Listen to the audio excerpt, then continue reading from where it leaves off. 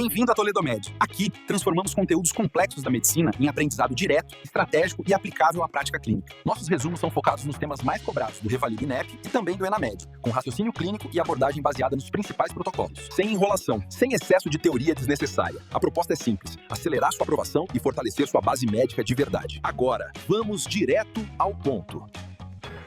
Hoje, na revisão estratégica da Toledo Med, vamos entrar num daqueles casos que separam os meninos dos homens no plantão. Sabe aquele mistério que assombra a emergência e, claro, destrói o candidato desavisado nas provas de residência e no Revalida? Pois é, imagina um cenário de medicina de alto nível, onde o raciocínio clínico vale muito mais do que sair pedindo tomografia à toa. Nós vamos desvendar as porfirias. É um grupo de doenças raras, metabólicas mas cara. Quando elas aparecem, elas testam até a última gota de conhecimento de quem está ali de frente com o doente.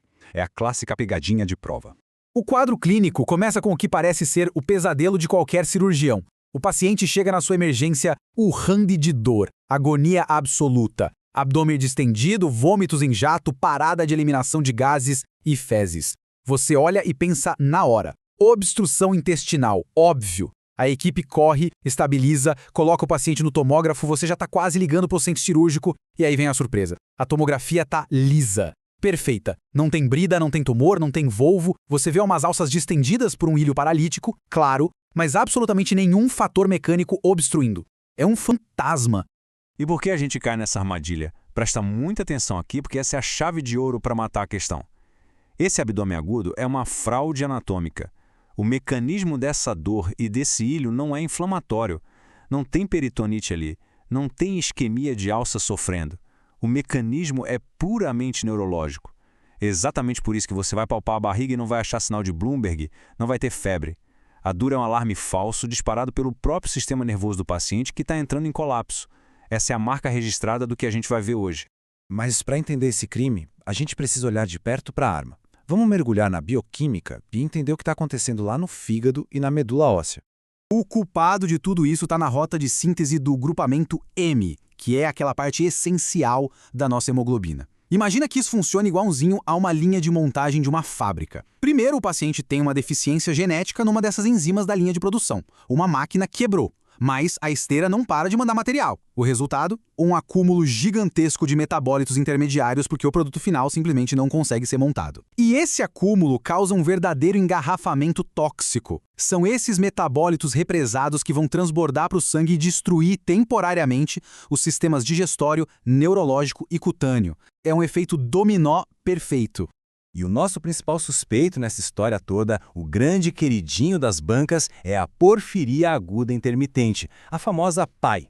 A PAI acontece por um erro genético numa enzima muito específica que as bancas mais moderninhas adoram chamar pelo nome elegante de HMB sintase. Sem essa enzima trabalhando direito, a fábrica para, e dois compostos começam a acumular de forma absurda no corpo. O porfibilinogênio, o PBG, e o ácido deltaminolevulínico, o ALA. E aqui está o detalhe estratégico, doutor. Em excesso, o PBG e o ALA não são só lixo metabólico. Eles são neurotoxinas brutais. Eles agridem diretamente o sistema nervoso central, o periférico e o autonômico. É um bombardeio completo.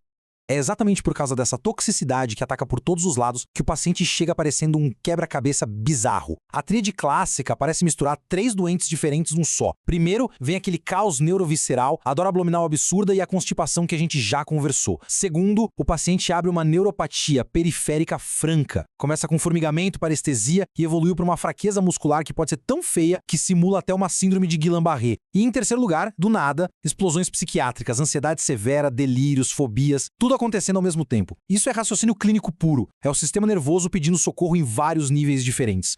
Agora, se tem um sinal, uma bandeira vermelha gigante, que o examinador adora colocar no caso clínico, para te entregar o diagnóstico de bandeja, é a urina. A urina que fica escura ou avermelhada depois que entra em contato com a luz.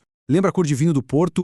Mas olha a pegadinha máxima aqui. O laboratório vai te mostrar que não tem uma gota de sangue nessa urina. Zero hematúria. Zero mioglobinúria, é a porfirina pura. Junta isso com sinais de uma tempestade autonômica, uma taquicardia que você não explica, pressão lá no teto e um exame de sangue mostrando uma clássica hiponatremia. Juntou abdômen agudo, fraqueza, surto psiquiátrico e hiponatremia, meu amigo, é porfiria aguda intermitente até que prove o contrário. Mas a medicina não seria tão fascinante se a gente não tivesse o outro lado da moeda, né? vamos mudar o foco um pouco e falar do segundo perfil principal, a porfiria cutânea tardia, ou PCT. Se a PI é a figurinha carimbada do abdômen agudo na prova, a fofarinha cutânea tarda é, na vida real e lá no seu ambulatório, a forma mais prevalente de todas. E o contraste entre as duas é brilhante para você memorizar. Enquanto a PI é aquele caos interno absoluto de dor e curto-circuito neurológico, a PCT é um caos externo, visual. Aqui, o paciente não está urrando de dor na barriga. O problema é na pele. Você vai ver lesões bolhosas, subepidérmicas, erosões, cicatrizes feias, especificamente nas áreas que pegam o sol, como o dorso das mãos e o rosto. A enzima que está faltando aqui é outra, e esse acúmulo tóxico reage direto com a luz solar. É como se a luz literalmente fritasse a pele do paciente. Diferente da forma aguda, que simplesmente explode do nada, a cutânea tarda é mais sorrateira. Ela tem gatilhos muito bem estabelecidos. Você tem que associar a PCT a coisas que machucam o fígado cronicamente. O paciente que bebe muito, fuma há anos, ou infecções crônicas, tipo hepatite C e HIV, sobrecarga de ferro, principalmente a hemocromatose, também é clássico, e o uso de estrógenos é outro fator fortíssimo. Quando a banca quer cobrar PCT, ela sempre, mas sempre, coloca no enunciado um paciente com hepatite C que começou a abrir bolhas nas mãos. É batata, não tem erro. Beleza. Sabendo disso, como a banca vai tentar te derrubar? Vamos entrar no nosso raciocínio estratégico para o Revalida. A maioria dos pacientes com a mutação genética da PAI vive a vida inteira sem sentir nada. Eles vivem super bem, até que um gatilho acorda o monstro. E qual é a armadilha favorita do Revalida? O jejum prolongado, ou uma dieta maluca com restrição severa de carboidratos. Uma questão super clássica descreve um paciente que acabou de fazer uma cirurgia bariátrica, perdeu muito peso rápido ou entrou nessas dietas low carb agressivas e, de repente, desenvolve aquele abdômen agudo que ninguém explica. A falta de glicose no corpo acelera a via metabólica que está defeituosa. Outros gatilhos envolvem muito estresse, consumo de álcool e hormônios como a progesterona. E já que a gente falou de gatilhos, precisamos falar dos medicamentos proibidos. Isso aqui cruza a clínica médica com farmacologia purinha. Dar qualquer um desses remédios da lista para um paciente com PAI é literalmente jogar gasolina no fogo.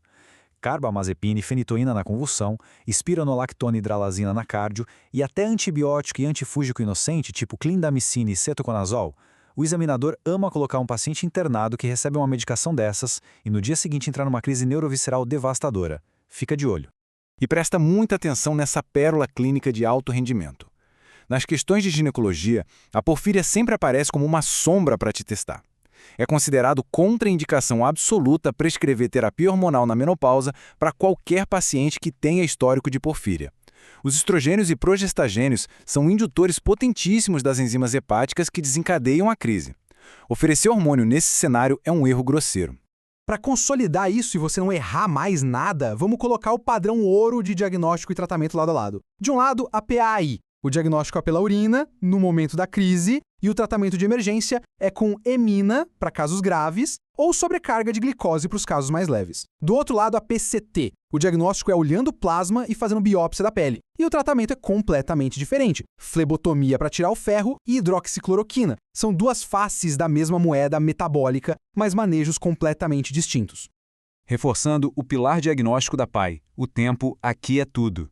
Não adianta dosar o PBG e o ALA semanas depois que o paciente já melhorou.